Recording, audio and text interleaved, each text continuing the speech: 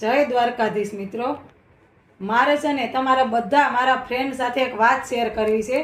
જ્યારે અમારો જમાનો હતો એટલે કે 20-21 વર્ષ પહેલાંનો જ્યારે લગ્નનો ટાઈમ આવતો ત્યારે મેરેજ કરતાં મમ્મી પપ્પાના હિસાબ પ્રમાણે આપણે સગાઈ કરવાની અને લગ્ન કરવાના.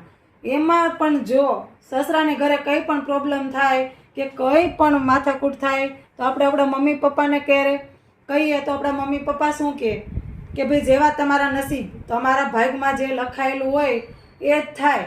હવે ભોગવો અને રહો, મન એમ મોટું કરીને રહો, હવે એ જ તમારું ઘર છે.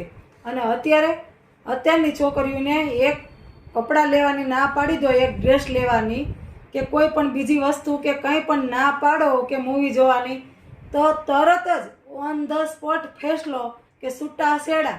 બોલો કેટલો સારો જમાનો આવ્યો છે અત્યારે છોકરીઓ માટે એમ.